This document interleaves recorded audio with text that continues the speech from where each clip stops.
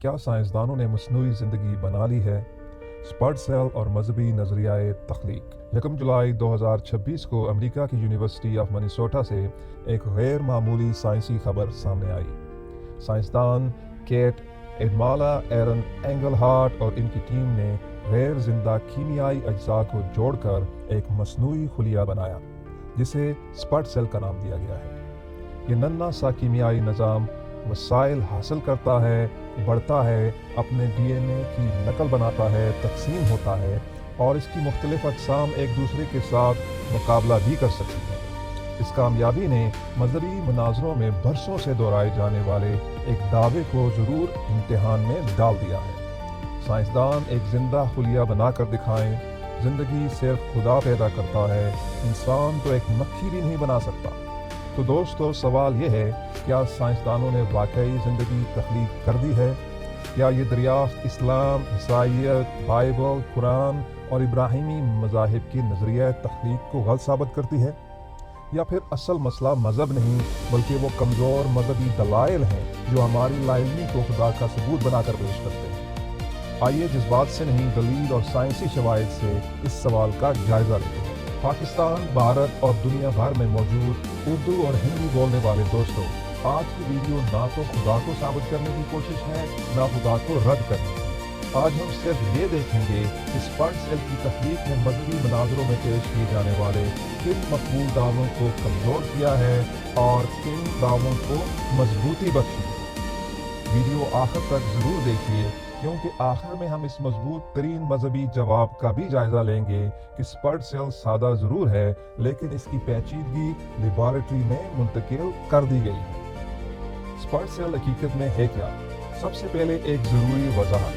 Spirit cell کوئی قدرتی bacteria نہیں جس کی جین نکال کر اسے چھوٹا کر دیا گیا ہے۔ اسے سائنسدانوں نے باٹم اپ سنتھیٹک بیالوجی کے ذریعے بنایا ہے، یعنی ایک مکمل زندہ خلیہ لینے کے بجائے معلوم کیمیائی اور حیاتیاتی اجزاء کو ایک جلی کے اندر جمع کر کے خلیے جیسا نظام تیار کیا گیا۔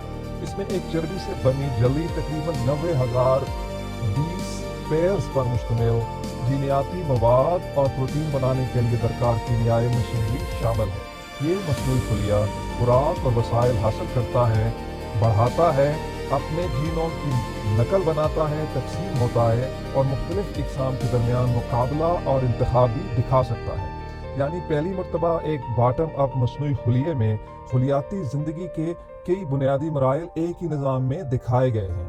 لیکن یہاں اس بات کو منشن کرنا ضروری ہے، خود اس تحقیق کے سربراہ کیٹ ایڈمالا بھی اسپرٹ سیل کو مکمل طور پر زندہ قرار نہیں دیتی۔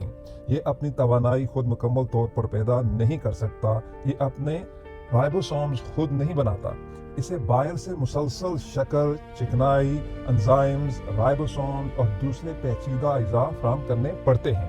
اس کے پاس مؤثر دفاعی نظام اور کچرا خارج کرنے کا مکمل انتظام بھی نہیں ہے۔ اور سب سے اہم بات، یہ کہنا غلط ہوگا کہ سائنس نے مکمل خود مختار زندگی بنا لی ہے، لیکن یہ کہنا بھی اب درست نہیں۔ سائنس غیر زندہ اجزاء سے زندگی جیسی بنیادی خصوصیات پیدا کرنے کے قریب بھی نہیں پہنچی۔ اسپرٹ سیل کا سادہ طریقہ تقسیم کیوں عام ہے؟ ناظرین، اسپرٹ سیل کی سب سے دلچسپ خصوصیت صرف یہ نہیں کہ یہ تقسیم ہوتا ہے، اصل دلچسپی یہ ہے کہ یہ تقسیم ہونے کے لیے قدرتی خلیوں والا مکمل پیچیدہ نظام استعمال نہیں کرتا۔ قدرتی خلیے عموماً اپنے اندر موجود پروٹین کے ڈھانچے یعنی سائٹواسکیلیٹن اور دوسری مربوط مالیکیولر مشینری کی مدد سے تقسیم ہوتے ہیں۔ لیکن اسپرٹ سیل میں سائنسدانوں نے یہ پیچیدہ نظام دوبارہ تعمیر نہیں کیا، انہوں نے ایک نسبتاً سادہ راستہ استعمال کیا۔ ایک مخصوص پروٹین خلیے کی جلی پر جمع ہوتا ہے، پروٹین کا یہ ہجوم جلی کو موڑتا ہے، میکینیکل دباؤ بڑھتا ہے اور آخر کار جلی 2 حصوں میں تقسیم ہو جاتی ہے۔ اب اس دریافت کا فلسفیانہ مطلب سمجھیں۔ یہ ثابت نہیں ہوا کہ سائنسدانوں نے قدرتی خلیے سے بہتر خلیہ بنا دیا۔ قدرتی خلیہ کہیں زیادہ خود مختار، مضبوط، قابل موافقت اور پیچیدہ ماحول میں زندہ رہنے کے قابل ہے۔ لیکن اسپرٹ سیل نے یہ ضرور دکھایا ہے کہ قدرت میں موجود پیچیدہ طریقہ کسی حیاتیاتی کام کو انجام دینے کا واحد ممکن طریقہ نہیں، اور یہی بات پرفیکٹ ڈیزائن یا کامل تخلیقی منصوبے کے بعض مذہبی دعووں کے لیے مسئلہ پیدا کرتی ہے۔ کیا انسان نے خدا کے نظام کو بہتر کر دیا؟ यहाँ एक बहुत दिलचस्प सवाल पैदा होता है।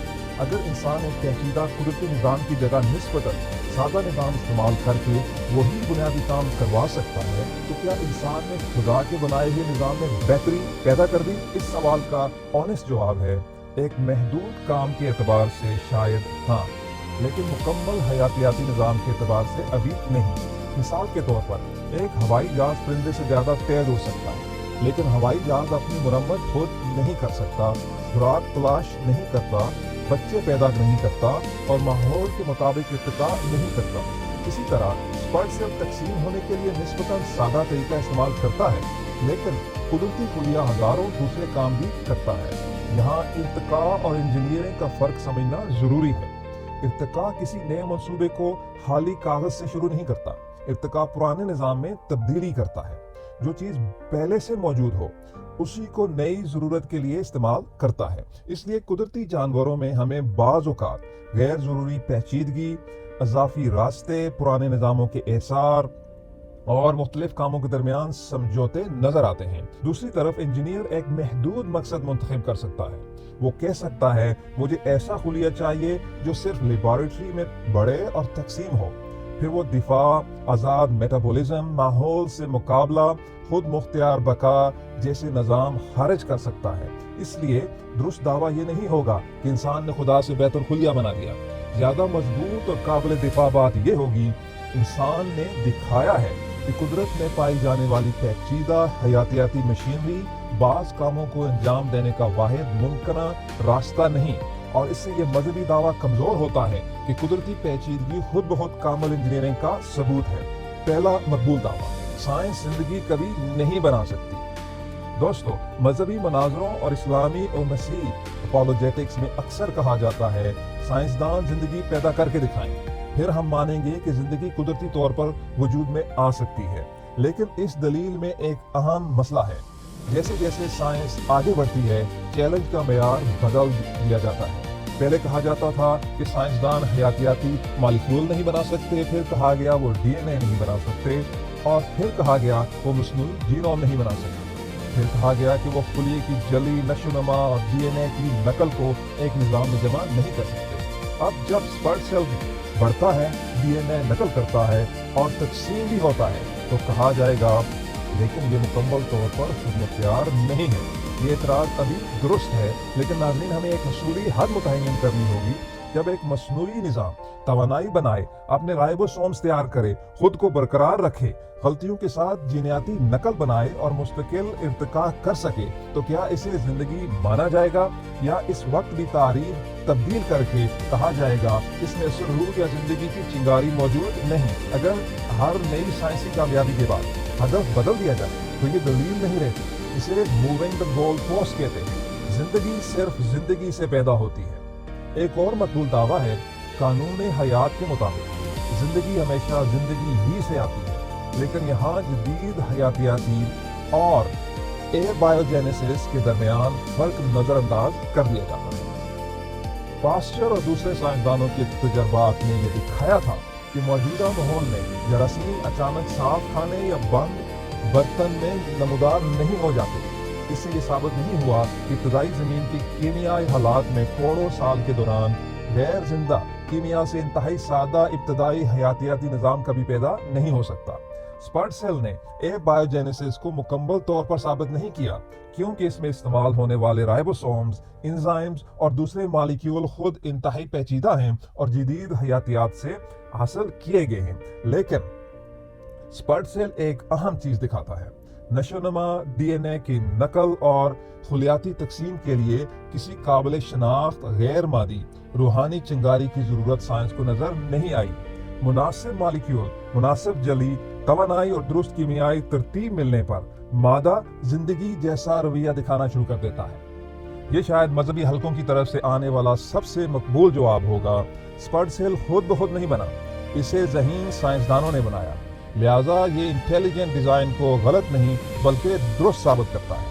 बज़ाहिर ये जवाब मजबूत लगता है, लेकिन इसमें दो अलग सवालात को मिला दिया जाता है। पहला सवाल, क्या ज़हीन इंसान मादे को तरतीब देकर जिंदगी जैसा निज़ाम बना सकते हैं? स्पर्ट सेल का जवाब है बड़ी हद तक हाँ। दूसरा सवाल, کیا ذہانت ہی واحد ذریعہ ہے جس سے ایسا نظام وجود میں آ سکتا ہے؟ اسپرٹ سیل اس سوال کا جواب نہیں دیتا۔ مثال کے طور پر سائنسدان لیبارٹری میں برف کا کرسٹل بنا سکتے ہیں، لیکن اس سے یہ ثابت نہیں ہوتا کہ ہر قدرتی برفانی کرسٹل کے پیچھے کوئی ذہین انجینئر بیٹھا ہے۔ سائنسدان لیبارٹری میں بجلی پیدا کرتے ہیں، لیکن ہر آسمانی بجلی کے لیے کسی انسانی یا مافوق الفطرت الیکٹریشین کی ضرورت نہیں ہوتی۔ اسی طرح سائنسدانوں کا ایک مصنوعی خلیہ بنانا یہ ثابت کرتا ہے کہ زمین مداخلت سے ایسا نظام بنایا جا سکتا ہے، یہ ثابت نہیں کرتا کہ کیمیائی خود تنظیم، قدرتی انتخاب اور طویل ارتقائی عمل کا بھی ایسا نظام پیدا نہیں کر سکتے۔ اسپرٹ سیل اے بایوجینیسس کی مکمل تاریخ نہیں، یہ صرف ایک پروف آف کانسیپٹ ہے کہ غیر زندہ اجزاء کو مناسب ترتیب دینے پر زندگی کی بنیادی خصوصیات ظاہر ہو سکتی ہیں۔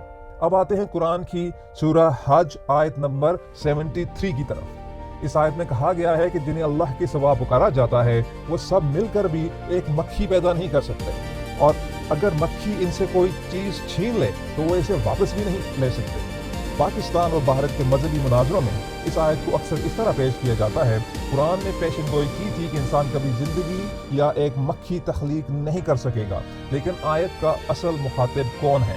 آیت کا موضوع انسانوں کی سائنسی صلاحیت نہیں، موضوع وہ بت، محبوب اور ہستیاں ہیں جنہیں اللہ کے مقابلے میں خدائی اختیار رکھنے والا سمجھا جاتا تھا۔ آیت یہ سوال اٹھاتی ہے کہ جو ہستیاں اپنی حفاظت بھی نہیں کر سکتی وہ عبادت کے لائق کیسے ہو سکتی ہیں؟ لہٰذا اس آیت کو بائیو ٹیکنالوجی کے بارے میں دائمی سائنسی پیشگوئی بنا دینا ضروری نہیں۔ فرض کریں مستقبل میں سائنسدان ایک مکمل مصنوعی مکھی بنا بھی لیتے ہیں، تب بھی یہ دعویٰ نہیں کریں گے کہ ان کی لیبارٹری عبادت کے لائق خدا بن گئی ہے۔ اس لیے ممکن ہے اسپرٹ سیل قرآن کی آیت کو چیلنج نہ کرے، لیکن یہ اس پولیمیکل تشریح کو ضرور چیلنج کرتا ہے جس میں آیت کو انسانی سائنس کی مستقل حد کے طور پہ پیش کیا گیا ہے۔ بائبل کی کتاب پیدائش میں بیان کیا گیا ہے کہ خدا نے آدم کو زمین کی مٹی سے بنایا اور اس میں زندگی کی سانس پھونکی۔